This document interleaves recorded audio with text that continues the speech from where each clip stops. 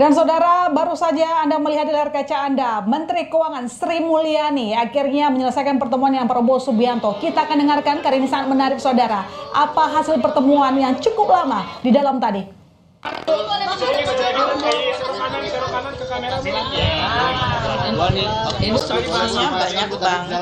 Instruksinya banyak banget. Aku harus lihat kemana. Tadi dapat penugasan atau ngobrol apa aja Bu sama Pak Prabowo? Saya dengan Pak Prabowo sudah beberapa kali ya, tentu saja briefing untuk keuangan negara APBN, karena selama beliau transisi dan pada saat kita menyiapkan APBN 2025 kan perlu untuk mendengar apa-apa saja yang memang menjadi prioritas dan arahan dari Presiden terpilih, Wapres terpilih. Jadi kami selalu konsultasi, kemudian kita juga berdiskusi mengenai berbagai langkah untuk memperkuat Kementerian Keuangan dan Keuangan Negara untuk bisa mendukung program-program beliau.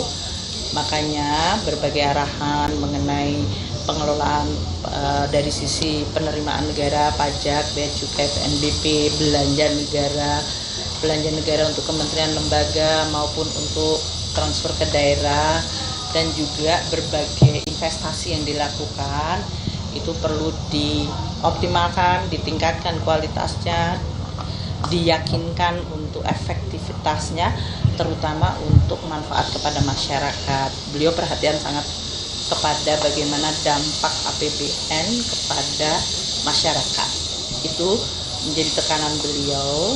Jadi kita diskusi cukup lama dan panjang ya selama ini dengan beliau, dan oleh karena itu pada saat untuk pembentukan kabinet beliau meminta saya untuk menjadi Menteri Keuangan kembali. Bu, kan penambahan nomenklatur ini tentu bakal merombak APBN juga ya. Itu dibahas juga nggak Bu tadi di dalam? Sebetulnya di dalam APBN itu beberapa antisipasi terhadap program-program dari Presiden, termasuk dari sisi line up kabinetnya. Itu sudah dilakukan. Kita akan membantu semaksimal mungkin untuk kementerian-kementerian yang mengalami perubahan untuk nomenklaturnya maupun dari sisi pembagian tugasnya, supaya mereka tidak membutuhkan waktu yang lama untuk bisa bekerja secara lebih efektif. Itu ya. Jadi itu kan juga antisipasi.